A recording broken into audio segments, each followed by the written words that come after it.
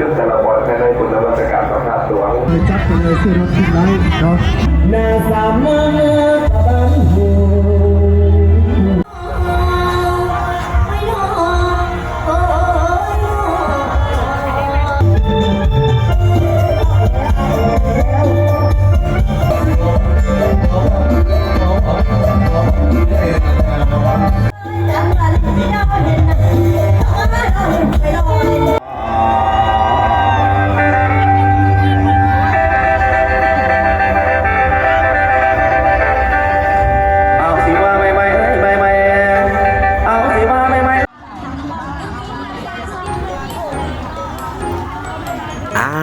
สุขสบายดีกับทุกท่านที่กำลังรับชมเนาะวันนี้คิวแบกก็ได้มาย่างเลาะบุญพระธาตุหลวงเป็นมือทำอิฐเนาะผู้คนกันหลากหลายแต่ละบุญแต่ละงานจัดเต็มสุดยอดอลังการงานสร้างพี่น้องเลย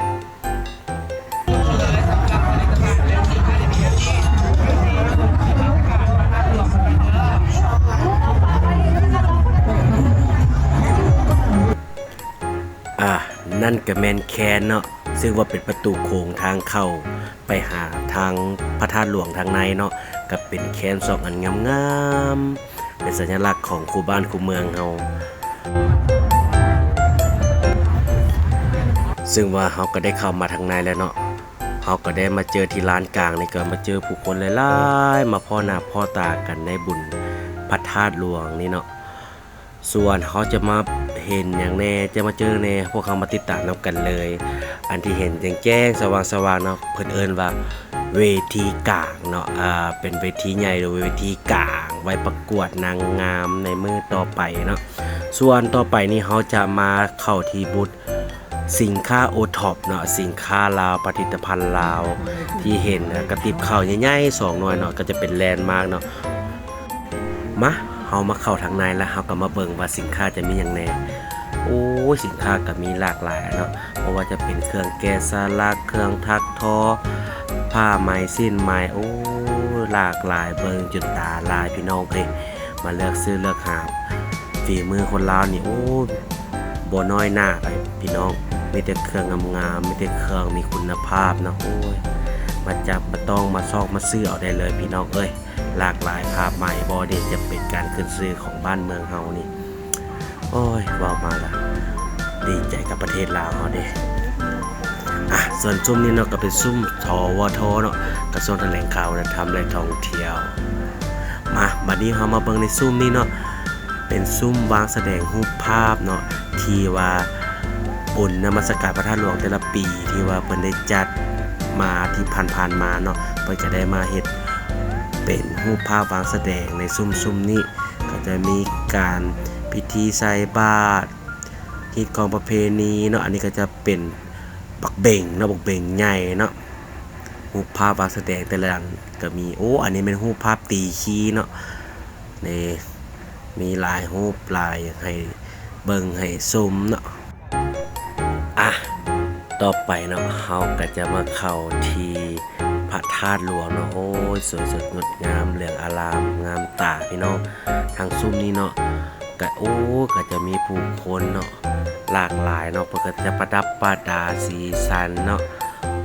เป็นงานให้ออกมาสวยสดงดงามน่าเที่ยวน่าชมน่าจับน่าจ่ายซื้อสายจ่ายสอยบนว่ากระสอบอยู่สอบกินต่อไปเนาะเขาก็จะมาเข้าที่พระธาตุหลวงเนาะเพื่อสักการะบูชาเพื่อเป็นสิริมงคลแก่ตัวเขาเองเนาะเขาก็มาเวียนเทียนสำหรับมื้อนี้เขามาคนเดียวเขาก็เวียนแต่ครึ่งนึงเพราะว่าปกติเขาก็จะเวียนแต่3-4 รอบเลยแต่ว่าเขามาขอพรเนาะบางเทื่อเนาะจะได้คู่ของบางเทื่อสมปรารถนานะปีหน้าก็จริงที่ได้มีคนมาเวียนเทียนเป็นคู่เนาะเปิดว่าก็ต่อไปเขาก็ย่างส้มพระธาตุความงดงามอลังการของพระธาตุหลวงเจาะยางตัดยิบสถาบันสะพานทองเหนือเมืองพิศนากับแห่งนครเราไปจัดหัวมดอันผู้พานี่เนาะกะกากจากที่เว้ายังก็เว้าบ่ต่อค่อยต่อความเว้าซับหน้าซับหลังซับ4ซับ5ไปมาชมกันต่อบัดนี้ เฮากะมาชมพระธาตุหลวงกันแล้วเนาะเรื่องลำสวยสดงดงามแต่คันว่าผิดประกาศใดก็ขอโทษขออภัยมาณที่นี่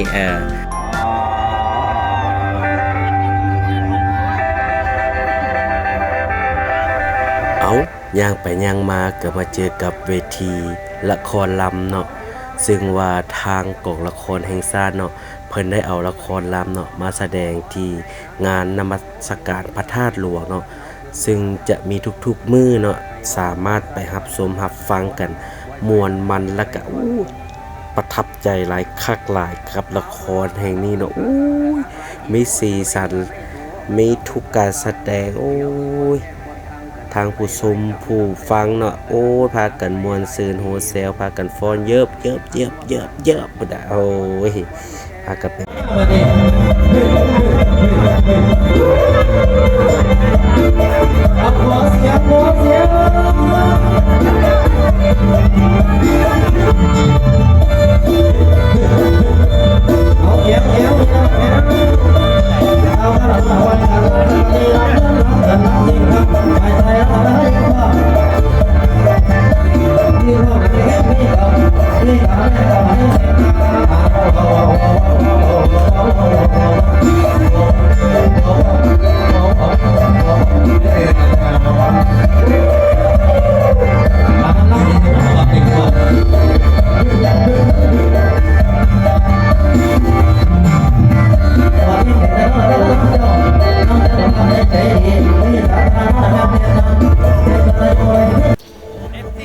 และนี่เนาะเฮากลับมาทายกับพ่อเอกหมอลำเนาะใหญ่สิกันดาเนาะอย่าว่าไวเด้อเพิ่นว่าใหญ่สิกันดาเด้อชื่อเพิ่นเจ้า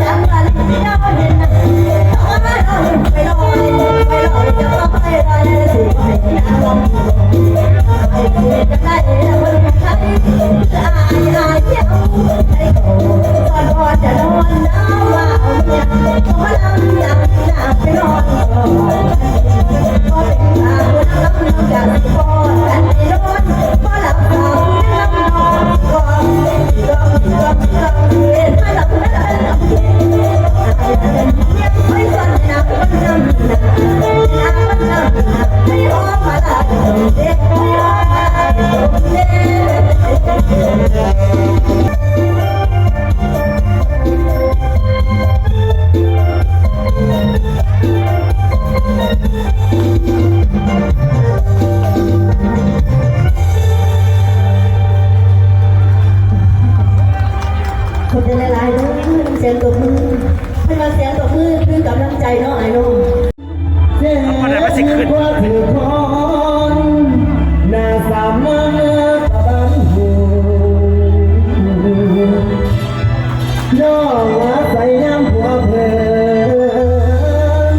แล้วรับลอยมาตัว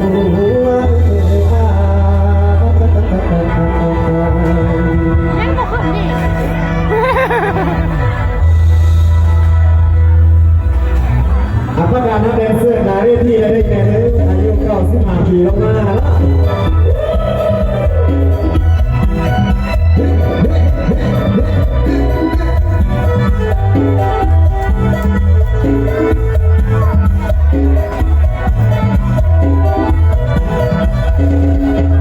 เดี๋ยวเขาเลยหัวแสนมาไกลก็จะมาทอนไล่บอกมาไล่ทำไมไม่รู้เราแพ้ย่อให้ดีรักเสื่อมเส้นเจ็บใจเอาเรือเอาหัวทำงานของใจส่งทำงานมาตลอดยังบอกให้ส่งเสริม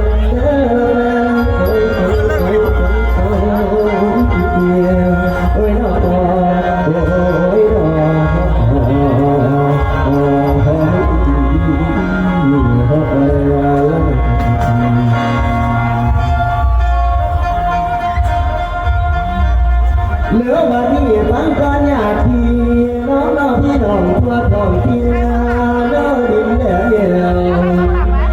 อยากฟังเสียงรักเสียงแค่แสดงอันดับหนึ่งซื้อเสียงดังปิ้ง